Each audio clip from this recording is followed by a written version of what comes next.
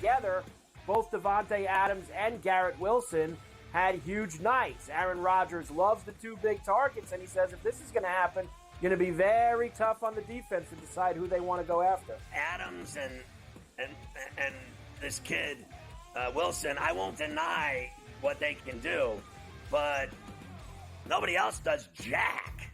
Pharrell Coast to Coast, only on SportsGrid. Anyone that's been to a sporting event, the atmosphere before a game, I think Game Time Decisions has that same exact atmosphere. This is our arena.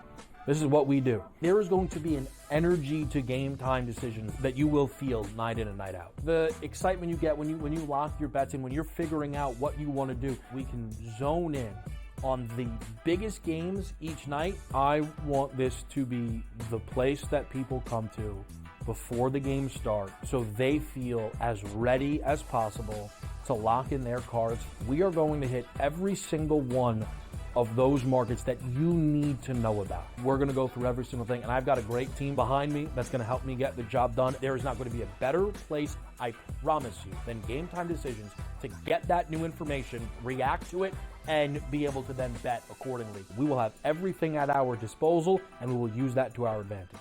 I'm Kevin Walsh. Tune into Game Time Decisions from 6 to 8 p.m. Eastern on SportsGrid. What can you say about Hunter? Besides the fact that he's got to be healthy. Remember, he had the shoulder injury that kind of limited him at, once he got into the end of the season. 17.9, 10.9 last year, and he should be, as usual, a double-double machine. He's got to be able to continue to show the ability to try and shoot the ball from three. Betting above the rim, only on SportsGrid.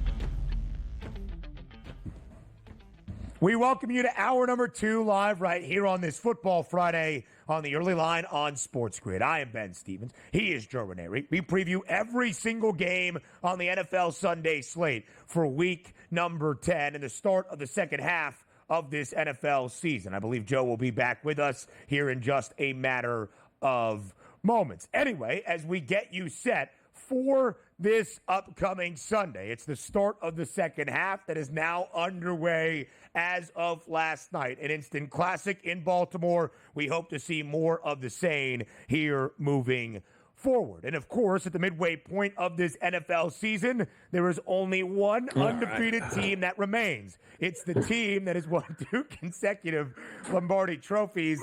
That is the Kansas City Chiefs. Man, this has been a fun Football Friday to start off each of our 2 hours to begin. The opening hour, chaotic, and here we are in hour number 2. Anyway, let's talk about the Chiefs, right? Perfect 8-0 to begin this season. Some have pointed to the lack of victory margin being overwhelmingly impressive. 6 of the 8 wins decided by a single score, a victory margin somewhere around a touchdown for the Chiefs in their opening half of this year. And here we are again with another touchdown spread plus in favor of Kansas City as they host the Denver Broncos in a divisional duel on Sunday in Arrowhead. Joe Ranieri back with us here on the early line. All right, Joe. So as we look at this game, KC 7.5-point favorite against the Broncos. If there has been one blemish, if you will, one hiccup on the resume of a perfect undefeated 2-time reigning Super Bowl champion Kansas City Chiefs team,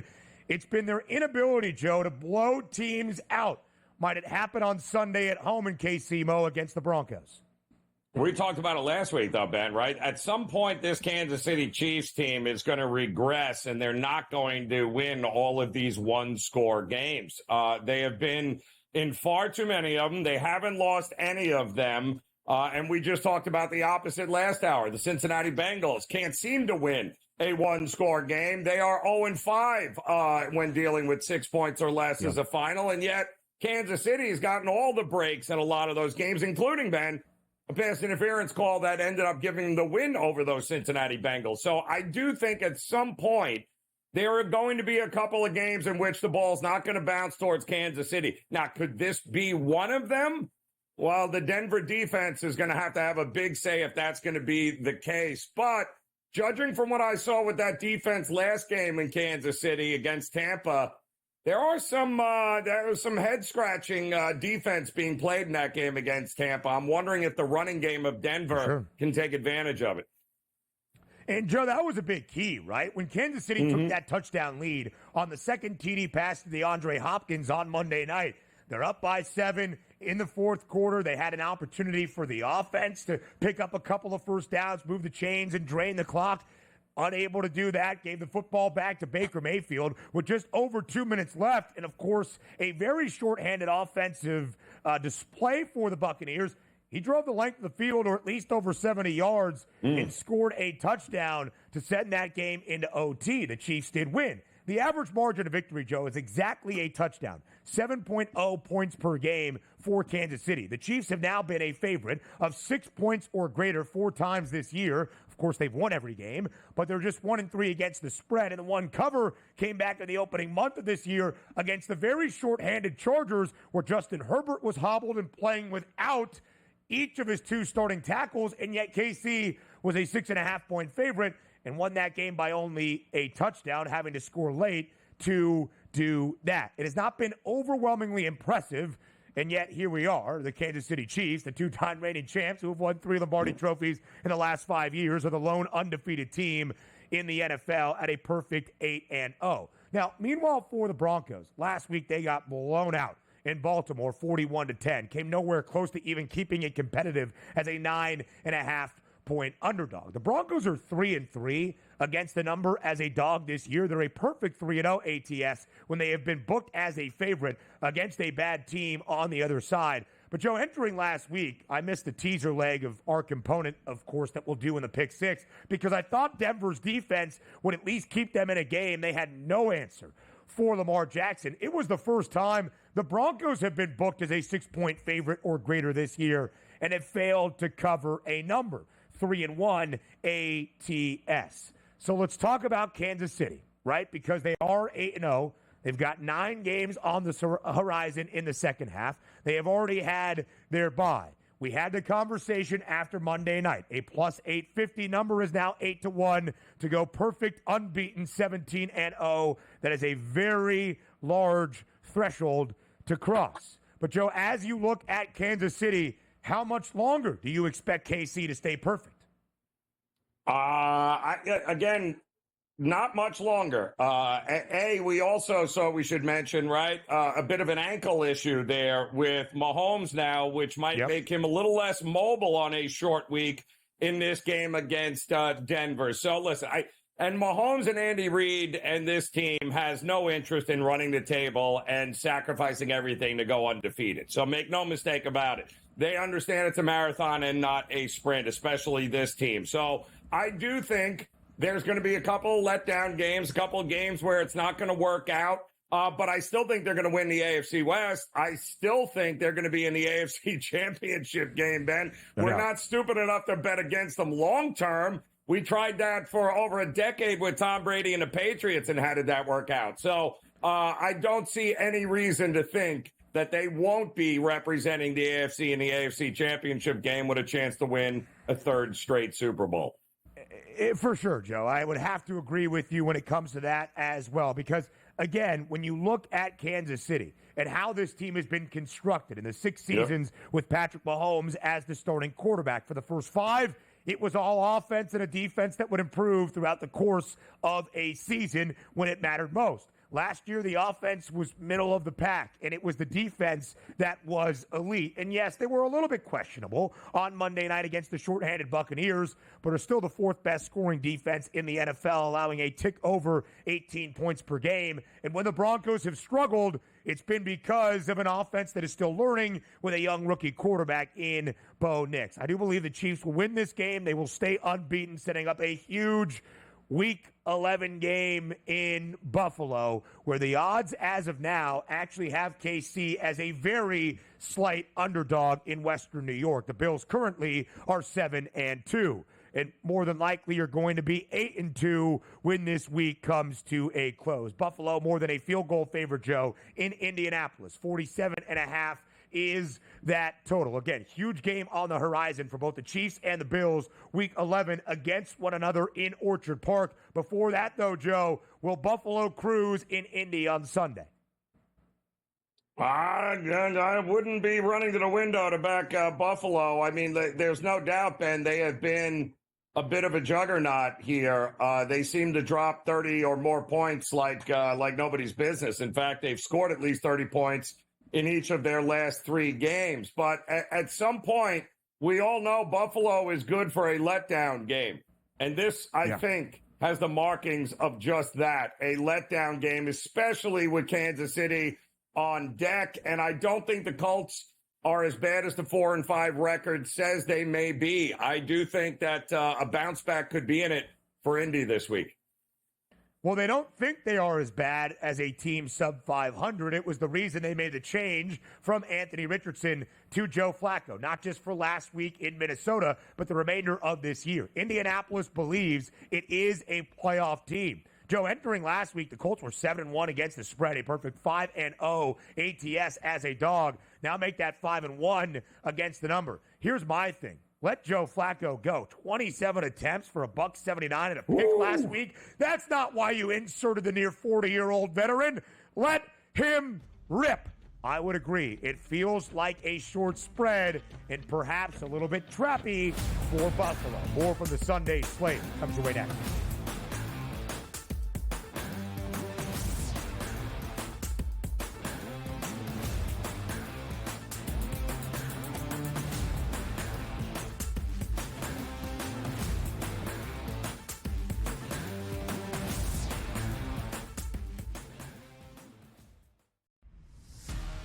Are they definitely done with Daniel Jones from this point? And any shot that Dable is off the sidelines, meaning he gets fired before next season? They have a general manager in Joe Shane. Every big move has to get approval by ownership.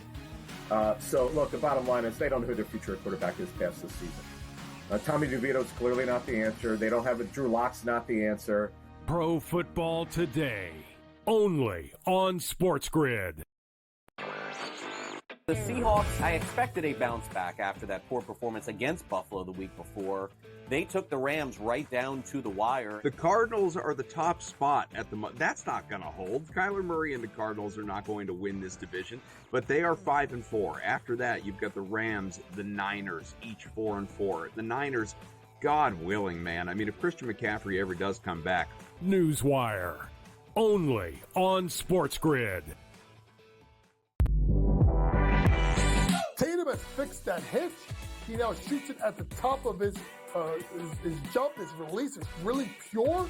And right now he's shooting it at 49% from 3. Now, I'm not saying he's going to shoot at 49% from 3 for the season. But if he's at 42.3%, Lord have mercy, look out below. Jason Tatum, right now, my number 6 player in the NBA.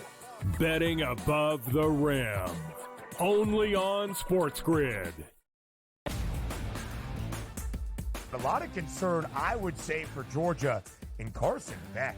3 interceptions once again.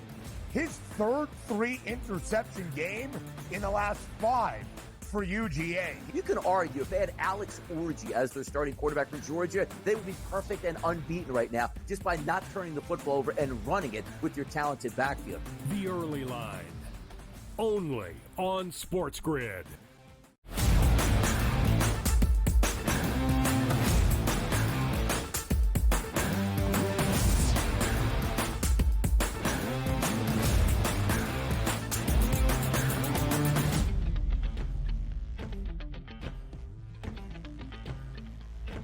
For the first time in the 2024 NFL season, Christian McCaffrey will grace the field for the San Francisco 49ers. Of course, was dealing with Achilles tendonitis in both of his legs. That just sounds painful and bad. He missed the opening 8 games of the year for San Francisco, but after the bye for the 49ers, he is back at practice, and Kyle Shanahan telling reporters yesterday that CMC is back, expected to make his season debut Sunday in Florida against the Buccaneers. Joe, the line earlier this week was 5.5 in favor of San Francisco. Updated on this Football Friday morning, it is now 6.5 in favor of the Niners. Running backs do not often move the market at all, long-term or short-term on a week-to-week basis in terms of a spread.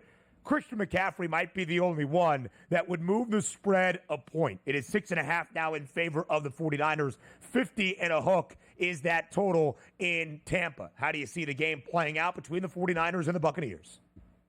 Not good for Tampa, I'll tell you that. Just thinking, but again, look at the injury reports. For the first time this season, Ben, I do think the Niners are about as healthy as they have been, including the ability to be able to get Christian McCaffrey back to make his season debut. Now, this is, if I'm not mistaken, Ben, the only thing is that this is going to be a early start for a West Coast team if you buy into something along those lines. However, I do think that they are going to get right. And we've seen this from the 49ers, right? This is a team that in the second half of seasons usually kicks it into another gear to the tune of an NFL best 23-4 in the second half of the season. That is weeks 10 through 18 since 2021. They get right.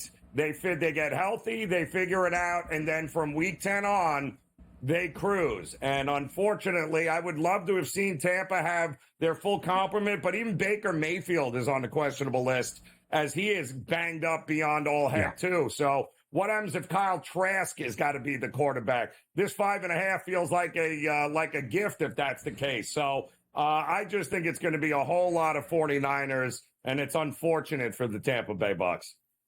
28 games for San Francisco, including Super Bowl 58 since the start of last year that the 49ers have been favored in every one.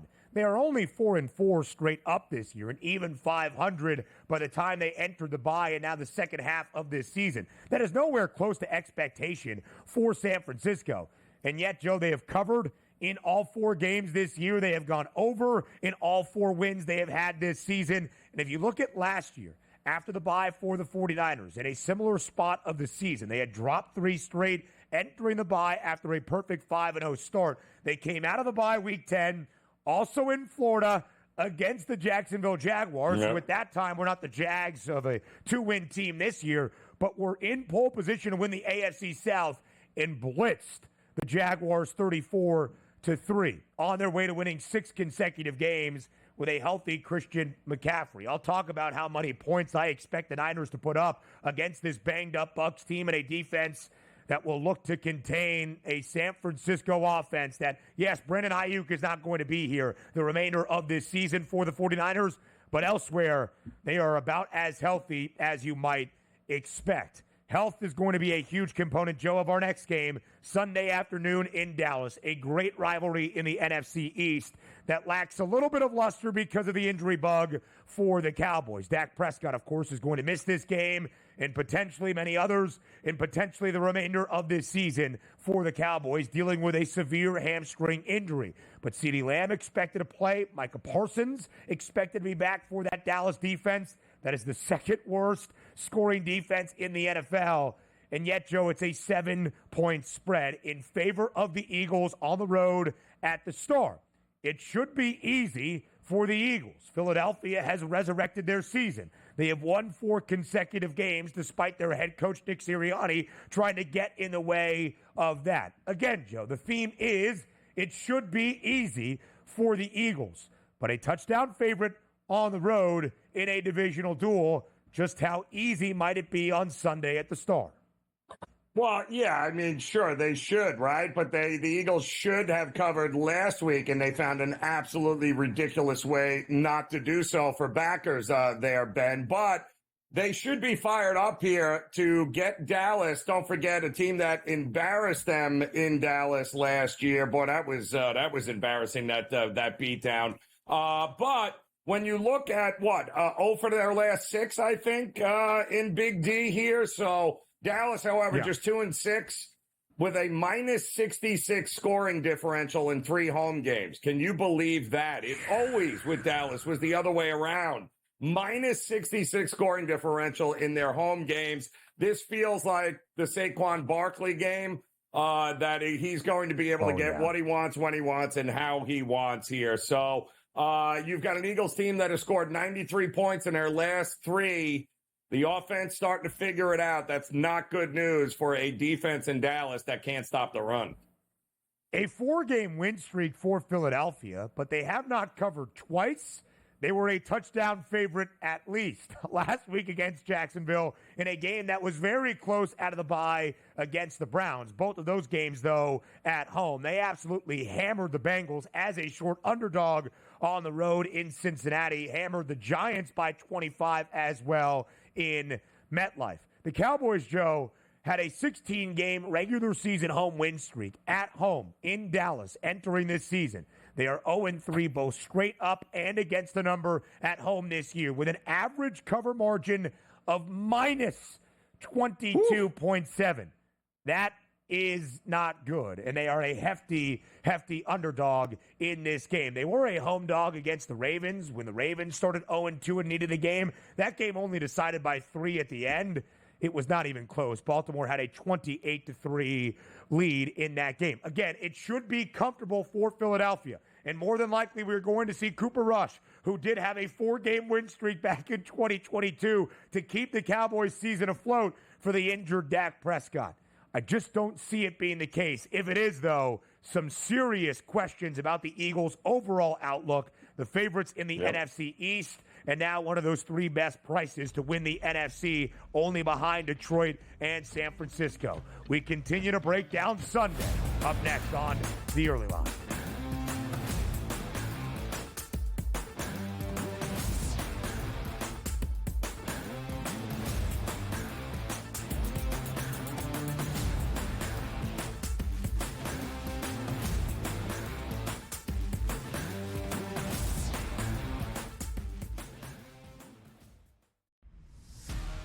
Are they definitely done with Daniel Jones from this point? And any shot that Dable is off the sidelines, meaning he gets fired before next season? They have a general manager in Joe Shane. Every big move has to get approval by ownership. So, look, the bottom line is they don't know who their future quarterback is past this season. Tommy DeVito's clearly not the answer. They don't have it. Drew Lock's not the answer. Pro Football Today, only on SportsGrid. The Seahawks, I expected a bounce back after that poor performance against Buffalo the week before. They took the Rams right down to the wire. The Cardinals are the top spot at the moment. That's not going to hold. Kyler Murray and the Cardinals are not going to win this division, but they are 5-4. After that, you've got the Rams, the Niners, each 4-4. The Niners, God willing, man. I mean, if Christian McCaffrey ever does come back. Newswire, only on SportsGrid. Tatum has fixed that hitch. He now shoots it at the top of his jump. His release is really pure. And right now he's shooting it at 49% from 3. Now, I'm not saying he's going to shoot at 49% from 3 for the season. But if he's at 42.3%, Lord have mercy, look out below. Jason Tatum, right now, my number 6 player in the NBA. Betting above the rim, only on SportsGrid. A lot of concern, I would say, for Georgia in Carson Beck. 3 interceptions once again. His third 3-interception game in the last 5 for UGA. You can argue if they had Alex Orji as their starting quarterback for Georgia, they would be perfect and unbeaten right now just by not turning the football over and running it with your talented backfield. The Early Line, only on SportsGrid.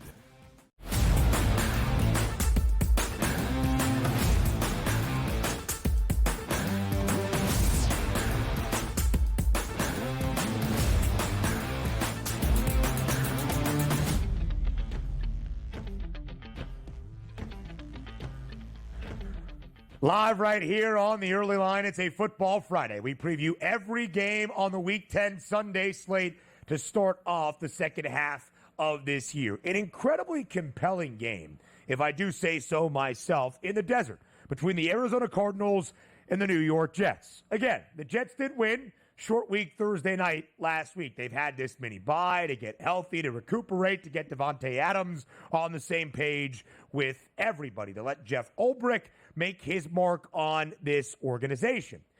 And so the Jets, Joe, that are still in a large hole trying to make their way into the postseason, find themselves as a slight road favorite in Arizona against a Cardinals team that is the only team currently in the NFC West that has a winning record, riding a 3-game win streak. It is basically a pick'em, so tell everybody who wins on Sunday in Glendale, Arizona. I cannot believe I'm going to say this, but I said it last week, and I'll say it again. The Jets will beat Arizona this week. They will have the momentum. They saved the season with that win over the Texans last week, Ben, and we said there was no better spot to buy low in the Jets than that game. It wasn't going to get any lower. Here's your last chance.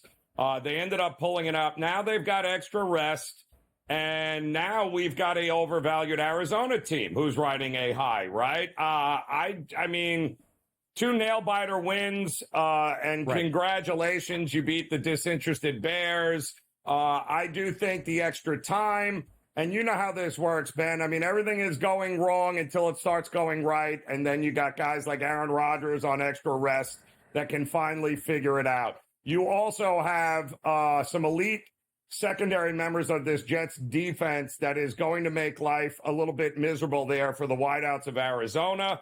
They're also getting their starting safeties back from injury. You're not going to run on this Jets team, so I would look for the Jets to keep it rolling over. Listen, I like Arizona, but I don't like them in this spot, thinking that they're going to be rolling this team who's got a much better defense than Arizona does and more weapons offensively. So it's the Jets at a ridiculous price.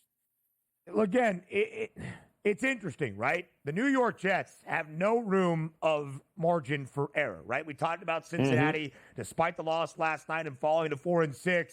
Could there be some hope? Maybe. The Jets are kind of in a similar boat if they can get to 4-6 after a victory on the road this week. Nobody is running away with wild card opportunities like in the NFC, in the other conference that is the AFC.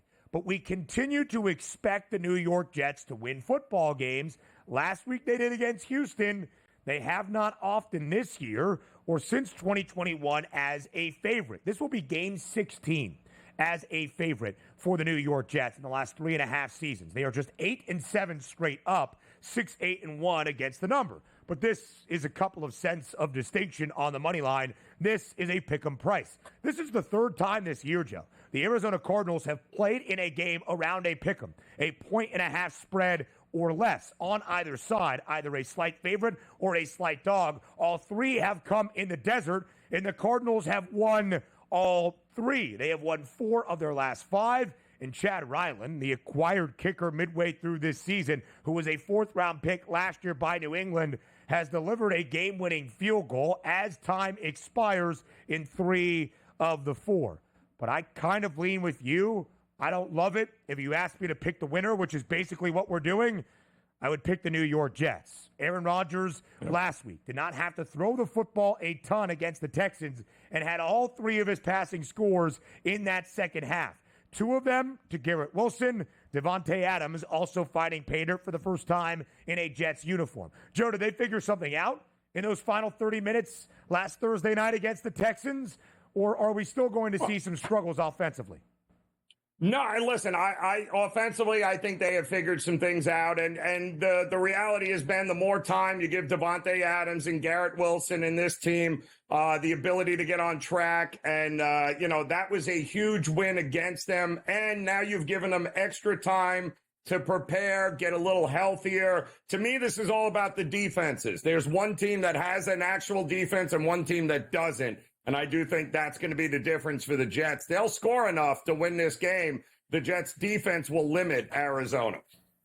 Those last 2 wins for the Cardinals at home in slight pick'em price type of games have both stayed under as well. We'll show you an NFC South showdown on the other side of the break, or at least in the final half an hour of this second hour, because a Football Friday is only a Football Friday when Mike Blewitt joins the show. He does that up next here on the Early Line.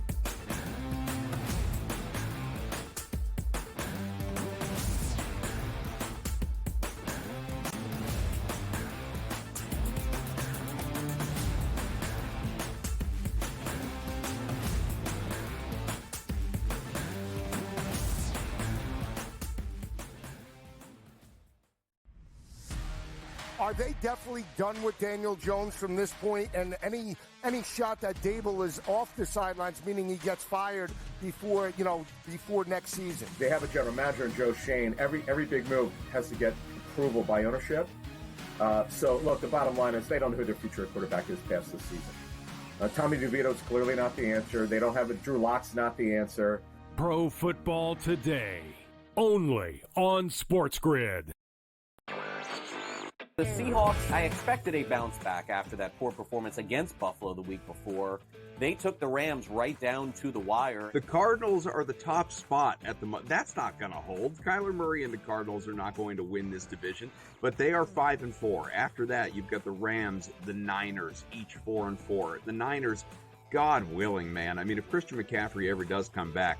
Newswire, only on SportsGrid.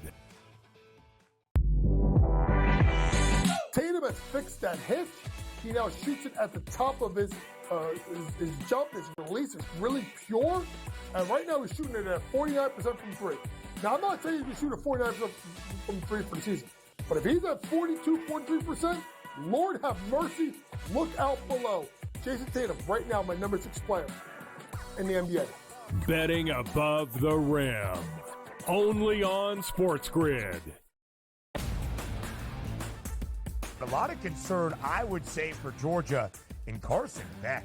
3 interceptions once again. His third 3-interception game in the last 5 for UGA. You can argue if they had Alex Orji as their starting quarterback for Georgia, they would be perfect and unbeaten right now just by not turning the football over and running it with your talented backfield. The Early Line, only on SportsGrid.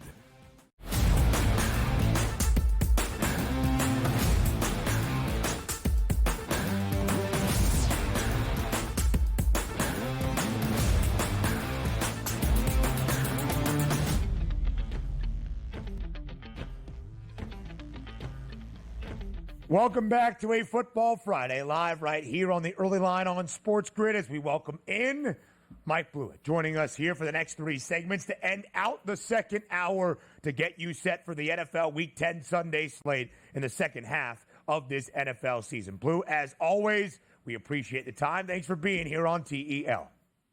Thanks for having me. Obviously, a great game to start off the week last night. A tremendous fourth quarter by Lamar, but I think the thing that I'm going to be thinking about the most is a negative for both teams, unfortunately, because as great as the quarterbacks are, Cincinnati's defense collapsed again, and Baltimore is just showing signs of not being able to get stops. They've played to the over 9 times out of their 10 games this year, and as great as Lamar is, the conversation isn't about how that the Ravens are good or not good. The conversation is, can they win a Super Bowl?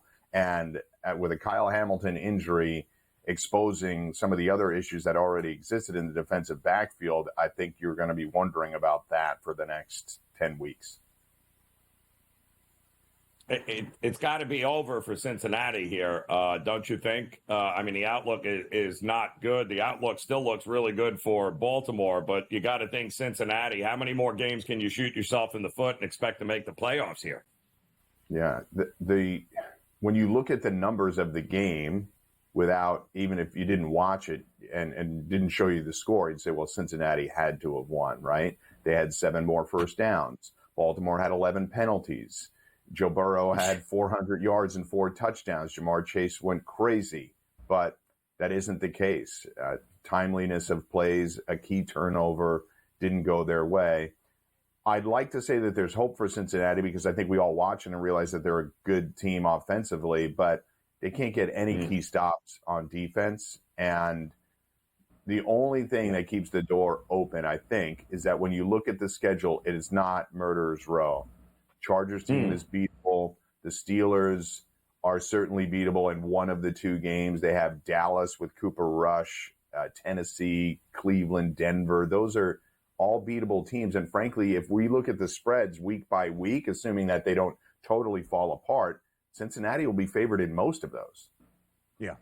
And if they are an underdog, some of the projected lines entering week number 10 On the road against the Steelers, a slight point perhaps in favor of Pittsburgh. Still the expectation for a road trip in Dallas. That's power ratings, though. We're not exactly sure who will be under center at that point of the year. If it is Cooper Rush, look at what the Eagles are laying in Dallas, 7 points. We'll talk about the Bengals in just a moment. But, Blewitt, let's talk about the Baltimore Ravens, who have not been elite defensively at any point this season. Over in 9 of 10 games this year. Bottom 10 in terms of scoring defense in the NFL. The best rushing defense in the National Football League. But they're allowing a ton of passing yards. Joe Burrow threw for 428 last night. They entered the week and this second half already is the worst passing defense in the NFL. And they might lose Kyle Hamilton for some time. The question about the Ravens is not a winning football team, not a playoff football team, perhaps not even divisional championship contention. It's that final number, the Super Bowl, and winning an AFC, and turning around the narrative of Lamar Jackson's lack of success in the postseason. Given some of the defensive issues, is this Ravens team capable of making a run to an AFC championship? Capable, yes. But there's a reason that they won't be favored right now. You and I have talked a bunch on this show about people still, for some reason, overlooking Kansas City's defense to an extent. The presence of Patrick Mahomes distracts people from the type of team that it is. And we're trying to throw dirt on Travis Kelce and other players who performed really well last week, DeAndre Hopkins being one of them. The thing about the Ravens, too, is that when you look at the rushing, defensive rushing stats, I think they're completely false. It's a falsehood to say that, well, the rushing defense is actually pretty good. They've become a pass funnel defense. The most passing yards, the most passing attempts against them in the league, it's because teams know how to attack them. The Steelers have had teams like this in the past as well, where they're excellent defensively, so teams just attack them running the ball, and they rack up a lot of rushing yards. That's what those rushing stats are all about to me, not the prowess of the defensive line. Did Lamar just, is he playing his way into a third MVP? I guess we have to talk about it, right? I mean, it's unbelievable what he did in that second half, but he keeps doing it. Is there another guy we should consider? Well, I know Dane Martinez and I had a nice Derrick Henry discussion, but I think Lamar is just going to put that to bed. It's crazy. I don't think Derrick Henry can run away with it. He would need to run away with it, and he won't be able to with Lamar on the team. Now, these isolated window games, when you have performances like that, go a long way in award season for people remembering your signature plays. The tiptoe run on the sidelines is going to be one of the plays of the year. He didn't even score, and it's one of the plays of the year. I just think the reality for him is they continue to rack up wins. I think there's a window for Jared Goff if the Lions end up 15-2 and he puts up numbers. Problem is for him, I think the balance of the team impacts the upside of his stats. He could be very accurate, but he's not going to have many Joe Burrow nights like Joe had last night. Yeah. Right. Yeah, Joe Burrow would be in the conversation as well if the Bengals weren't sub 500 at 4-6. Lamar Jackson currently is the favorite to win his second consecutive MVP award. It would be his third hardware in the last 6 NFL seasons. Just outrageous. Blew quickly on the Cincinnati Bengals before we look to the rest of the Sunday slate in week number 10. The playoff prices are not on the board right now, but since he did enter the second half as a slight postseason favorite at -114. You talked about the relative ease of schedule in the final 7 games for Cincy, but there is little to no margin of error. They have to at least win 5 of 7, if not 6 of 7. The updated win total for the Bengals is 8.5 to go over. That would be 5 victories in their final 7 contests. Is Cincinnati, with the defense that we saw struggle mightily last night, and allow Baltimore 4 consecutive touchdowns on its final 4 offensive possessions, is Cincinnati a team that can make a playoff run? Playoff run, I don't see it. I have faith. I have Lou Anarumo. I have faith in him to potentially fix some things. I just think this is a personnel issue. They've lost a couple players over the years, Jesse Bates and other defensive leaders that got them to the Super Bowl and had them as a perennial playoff team. But I just think that outside of Trey Hendrickson, how many players on that defense are scaring you? They obviously have issues in the defensive backfield. Philly ran all over them. Joe and I watched it. Last night, they collapsed second half. There's just too many instances of them collapsing defensively, especially in the second halves of games. So, yes, I think the door is ajar for them to make a playoff run because the bottom 6 or 7 seeds in the AFC, it's going to be pretty jumbled when all these divisional games start happening. The Steelers are the extreme example of all the divisional games, but it is very backloaded in divisional games, and I think teams are going to get knocked off that we might not expect to lose certain games. The only good thing for Cincinnati is their 2 most difficult divisional games have already happened. They lost both by a combined 4 points. Joe said this earlier, Blue. If the Bengals do miss out on the postseason, they'll look back on a lot of things. The season opening loss to the New England Patriots and other squandered opportunities, no doubt. But they might look back on these 2 divisional games against the Ravens where they had a lead late and were unable to seal the deal, both in Week 5 at home against the Flock and, of course, last night on the road in Baltimore, unable to hold off Lamar Jackson despite a 2-touchdown lead in that third quarter. Blewitt is here with us as we run through the rest of the Sunday slate around week number 10 of this NFL season. The second half is now underway. Come back and join us on a Football Friday.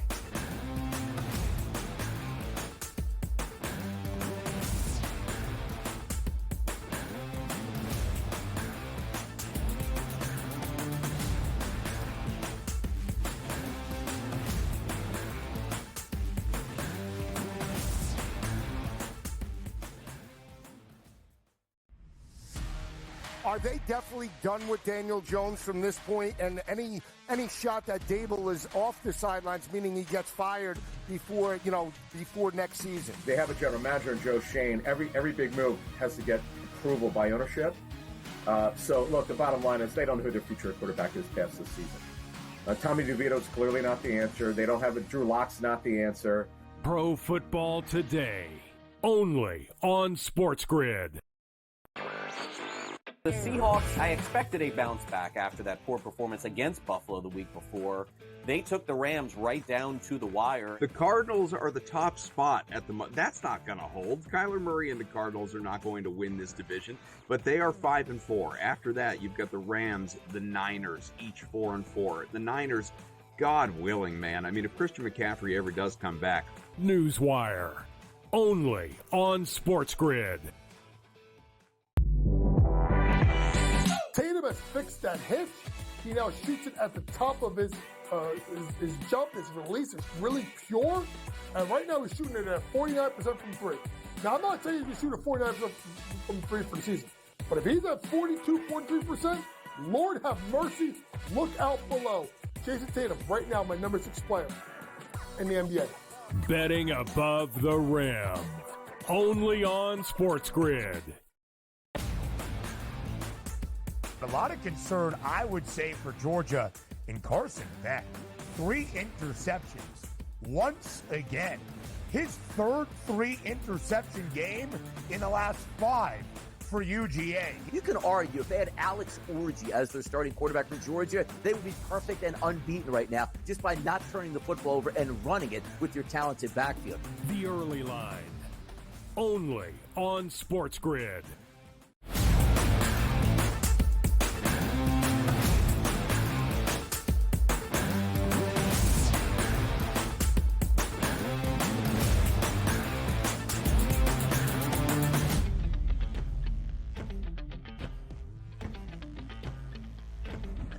A Football Friday continues live right here on the Early Line. 4 teams on the bye this week around the National Football League. That is the Green Bay Packers, Cleveland Browns, Seattle Seahawks, and the Las Vegas Raiders. So with 1 game on a Thursday, 1 more on a Monday, 12-game Sunday slate that starts early, Mike Blewitt, internationally. Here is my recommendation. Sleep. It's the weekend. Sleep in. Don't wake up early for this one. And we are sorry to the good people of Germany because Munich, oh boy, you get to see the Giants and the Panthers on Sunday. New York is a 6.5-point favorite with a total of 40.5. The Panthers have been an underdog in every single game since the start of last season. Blue, the Giants have been an underdog now in, let me do my quick math, 24 consecutive games. This will be the first time as a favorite, and they're laying near a touchdown. If you had to bet it, what would it be? And you can be quick if you want here. It feels like a hard under game. It's a little odd to have a total like that when a team is laying a touchdown. The Panthers are terrible against the number in the first half. They only cover games if they win. This is what they've done so far this year. They've only covered the games that they've won. It's hard for me to lay a touchdown when I think it's an under game. So I would recommend under and the Giants' first half number laying 3.5. Well, if you think that game's terrible, wait until you get a load of New Orleans taking on Atlanta. So no more Dennis Allen. And oftentimes we get the whole, improvement next game after you fired a coach, but they handed reins to an assistant, Darren Rizzi, who's never coached before. So, and quite honestly, who is Carr throwing the ball to here? I don't see how this is anything other than a bloodbath here, Blewitt. In other industries, you would call this the dead cat bounce, right? Everything is done, but maybe you get a little bit of some juice, as you said, the fired coach bounce. The only thing that gives me pause, Joe, is you and I have watched almost every Falcons game together this year, and their games are out of control. Like, what is happening? Special team touchdowns. There's another defensive touchdown, safeties. So these NFC South games in particular have been some of the wilder ones. But I just have to go with the gut here. Forget divisional home dogs. Maybe the Saints fight for the first half, but as you said, there's no weapons. They'd have to make this a Kamara game, a successful Kamara game. And I have the Saints under on this season. I'm not surprised at all at what has happened here. So it's kind of hard for me to back the Saints at this point. But the Falcons have been a funky team in terms of covering games. Yes, they certainly are. The Falcons have won 5 of their last 6. They're the only team in what we expected to be maybe one of the weaker divisions, the NFC South, that is above 500. They are more than a $800 favorite. It's like minus 1,000 now in Atlanta to win the NFC South. It's partly because they are 6-3, and also just because the rest of the division is not very good. The Falcons have covered in their last 4 wins, including 2 on the road against divisional teams, the Bucs and the Panthers, and it's not like the Saints are much better at this moment on a 7-game skid. Blue, we're not entirely sure who is going to start for the Titans at quarterback on Sunday, trending toward Will Levis. Okay, the Chargers more than a touchdown favorite at home in Los Angeles, total 38.5. LA is 5-3, and they have gone under in 7 of 8 games. We know the recipe of success for this Bolts team. How do you see Sunday in SoFi playing out? Yeah, 9 of the last 10, Chargers to the under. We have a Tennessee team that is 2-8 against the number in their last 10. Only covered the 2 games this year. This is another game. The only problem I have with this one, I feel very confident that the Chargers are going to win it. I don't care if Will Levis plays or Mason Rudolph plays or if they both play at the same time. I feel good about the Chargers getting this win. The Chargers play to a lot of unders. We know this. And if you're playing to an under 40, can you lay a touchdown? That's where it gets tricky for this game. Under 38. But my gut here is that the Chargers win this one. Particularly, they are good in the second halves of games. I like J.K. Dobbins overs again. His stats, his props have still, to me, been far too low. They lean on him very heavily. You can even sometimes find live lines. So if the Chargers get off to a slow start, I'd be looking at the Chargers early and Dobbins numbers early to get his rushing yards over. So I like the Chargers in this game, but I think it's more of a second half number than laying a full touchdown when we don't expect 39 points to be scored.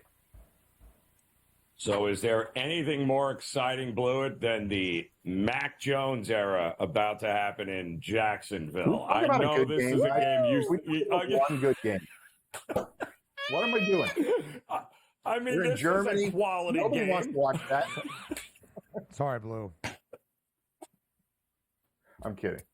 Mac Jones in, Trevor Lawrence out. Not that it really makes a darn bit of difference. Are you shocked this number isn't a little bit bigger? I kind of am here, no? Absolutely. I'm shocked, but it's probably a little bit of the market telling you that they're not high on the Bears. They've won some weird games, Joe, and it's against a soft schedule. It's the thing about the Bears. Their wins weren't really against any good teams. So they're catching another break right here. I just think that the Pats are the type of team where Drake May looks really good early on in terms of a projection of a starting quarterback. But we saw what happened last week. They couldn't get it done against the Titans. Miraculous plays by one player, but ultimately the turnovers got to them. I do like the Bears in this one. I think you keep it simple. I'm going to lay the 6.5 with the Bears, but that's why I think it's not a bigger spread, Joe. I just think they haven't really beaten any good teams.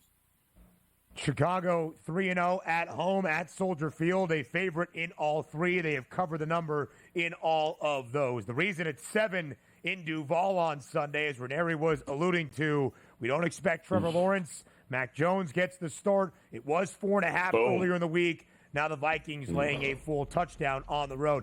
Blewitt, I promise, better games on the horizon, including your Steelers in Landover on Sunday next.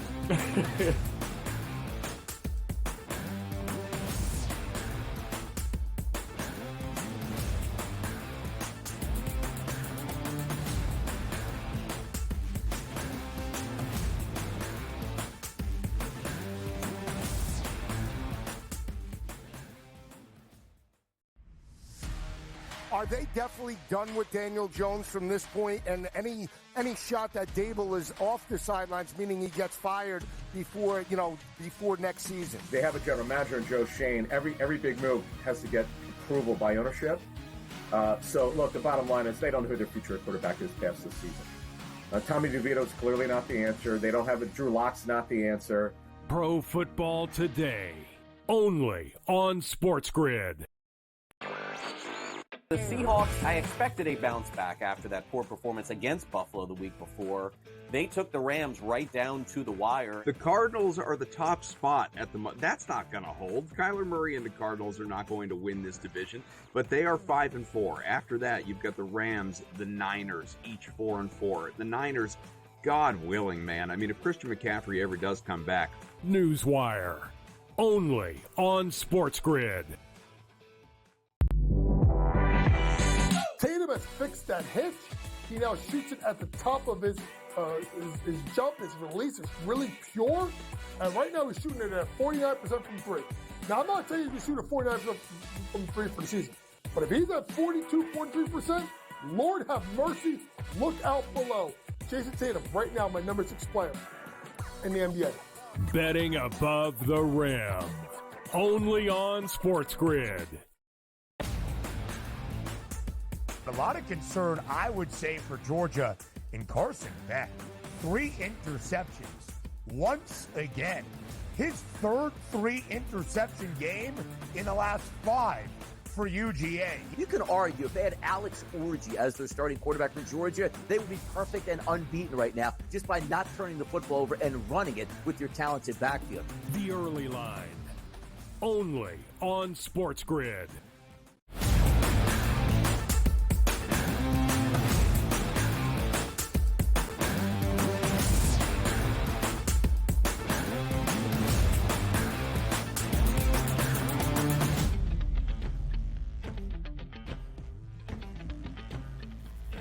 You asked for the good games on the Sunday slate in week number 10, and here they are. Mike Blewitt joins us once again to end out this second hour of a Football Friday. Blue, no more terrible towel in your background. I think that's a mistake. But no more terrible towel behind you, but still your allegiance with the Steelers, and thus your breakdown. Never biased, however. Pittsburgh 2.5-point road underdog on the road outside the nation's capital against the Commanders. 6-2 Pittsburgh, 7-2 Washington. Both teams the opening half of this season so far exceeding expectations that this game really is critical to start off the second half. Total 44 and a hook, highest over-under this year for the Steelers in any of their 9 games. What do we see on Sunday in Landover? So interestingly, as a fan, I was looking towards this beginning of the season for the Steelers before their bye. And I was like, if they can just get to 7-2 or 6-3, that will at least put them in a position with the onslaught of games, divisional games that they're going to have coming up, put them in a good position. So 6-2, I can't really complain about. They've only lost the 2 games by field goals as well. But I think what's fascinating about this matchup is this could conceivably, we've had some really nice wins for both teams, but neither of them have beat a team that currently has high expectations.